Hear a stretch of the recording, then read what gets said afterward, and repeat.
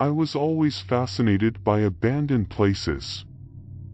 The mystery and history behind them always intrigued me. So, when I heard about an abandoned asylum on the outskirts of town, I knew I had to check it out. I arrived at the asylum early on a Friday morning. The building was old and decrepit, with boarded-up windows and overgrown vegetation surrounding it. I climbed over the fence and made my way inside. The lobby was empty and the walls were peeling, but it was the silence that was truly eerie. As I explored the building, I couldn't shake the feeling of being watched. I heard strange noises coming from the shadows, and I kept seeing movement out of the corner of my eye. I tried to brush it off as my imagination, but it was hard to ignore.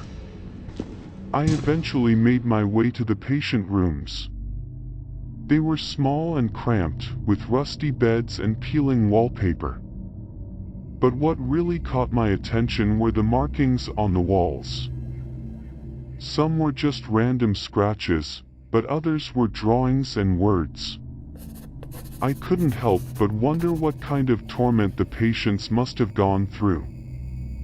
As I was about to leave, I heard a voice. At first, I thought it was just my imagination, but it got louder and clearer. It was a woman's voice, and she was singing a lullaby. I followed the voice, but it seemed to be coming from everywhere and nowhere at the same time. Suddenly, the singing stopped and I heard a scream. It was so loud and so close that I froze. I didn't know what to do. I was terrified. I didn't stay to find out what was going on. I just ran out of the asylum as fast as I could. I haven't been back to the asylum since that day, and I never will. I still don't know what I experienced that day, but I know that it was something truly terrifying. I was always fascinated by the abandoned asylum on the outskirts of town. Rumors of strange and mysterious events had circulated for years, and I couldn't resist the urge to explore it for myself. I convinced a few friends to join me, and we made our way inside. The asylum was in a state of disrepair, covered in dust and cobwebs. We walked through the dilapidated halls, listening to the eerie creaks and groans of the old building. We heard strange noises and saw shadows and figures in the darkness. We were a bit scared but also excited to discover what was inside. As we ventured deeper into the asylum, we came across an abandoned emergency room.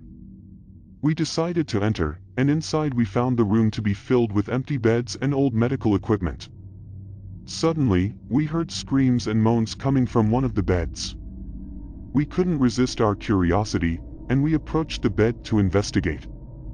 We lifted the sheet and discovered a nurse that worked at the asylum many years ago. Her body was covered in wounds, and it appeared that she had been attacked. We were in shock and terrified. We tried to leave the asylum but found that the doors and windows were blocked. We were trapped, and we started to experience increasingly terrifying events. We heard footsteps behind us, we saw shadows moving in the darkness, and we heard strange noises. We soon realized that we were not alone in the asylum, and something evil was hunting us. We spent the whole night trying to find a way out, but we never made it. I still can't explain what happened to us that night, but I know that something evil still lurks within the walls of that forsaken asylum. I am the ghost of a madman, and I haunt the abandoned hospital where I once spent my final days. I roam the dark and creepy halls, searching for something that I have lost for years. Something that I have been seeking for what seems like an eternity. Something that I believe will finally bring me peace. I am searching for a key. A small, unremarkable key that I once kept hidden within these walls. It was the key to my room, the room where I was locked away for my own safety and the safety of others. But now, I believe it is the key to my salvation. I was once a patient at this hospital, suffering from a terrible illness that made me lose my mind. I was a dangerous and unpredictable man, and the doctors and nurses feared for their safety.